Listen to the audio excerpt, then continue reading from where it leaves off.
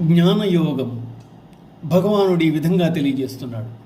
అజోపి సన్నవ్యయాత్మ భూతానాం ఈశ్వరోపి sun ప్రకృతిం స్వావధిష్టాయ సంభవామ్యాత్మ మాయయా.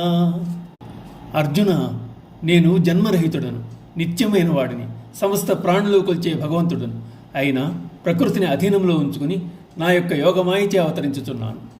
అనేక జన్మలు ఎత్తానని భగవానుడు ఇంతకుముందు పలికాడు. కానీ ఇతరుల వలె జన్మించలేదు. జీవులు కర్మానుసారం జన్మిస్తారు.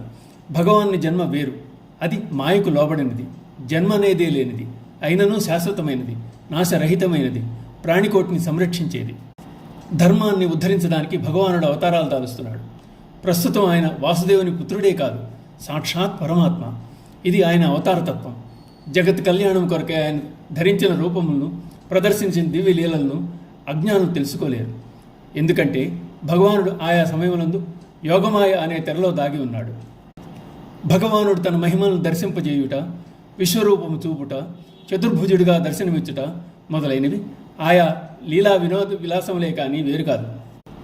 యదా యదా హి ధర్మస్య గ్లానిర్భవతి భారత అభ్యుత్థానమధర్మస్య తదాత్మానం సృజామ్యహం. భారత, ధర్మమునకు హాని కలిగినప్పుడు, అధర్మము చెలరేగినప్పుడు నేను సాకార రూపమును అవతరిస్తున్నాను. ధర్మమే మానవులకు శాంతి సౌభాగ్యాలను కలగజేస్తోంది. మనుషుని రక్షించగలిగేది కూడా ధర్మమే. ధర్మము క్షీణించి అధర్మం ప్రబలి లోకములకు కీడు వాటిల్లితే భగవానుడు సహించలేడు. సత్వరము అవతారము దాల్చి ధర్మ సంస్థాపన చేస్తున్నాడు.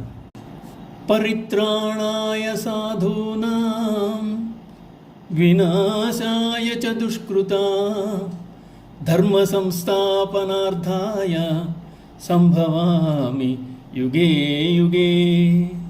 శిష్ట రక్షణకు, దుష్ట శిక్షణకు, ధర్మ పరిరక్షణకు ప్రతి యుగమునందు నేను అవతరించుతున్నాను. వక్రమార్గమును సంచరించు దుష్టులను, అధర్మవర్తులను శిక్షించుట, ధర్మాచరణను గావించు సాధ్యాలను రక్షించుట అనేది భగవానునికి ప్రీతి. అది ఆయన ఆచరణం. అధర్మం పెచ్చుమీరినప్పుడు ఎన్నోసార్లు అవతరించి సత్ప్రవర్తన గల వారిని ఆదుకున్నాడు. అహింస, సత్యము, అస్థేయము, బ్రహ్మచర్యము, ధర్మము పాటించేవారు, యజ్ఞదాన తపకర్మలు చేయువారు, ఇతరులకు హితము కూర్చువారు, సదాచార సంపన్నులు, భక్తి శ్రద్ధలు గలవారు సాధుజనులుగా భావింపబడుతున్నారు. ఓం నమో భగవతే వాసుదేవాయ.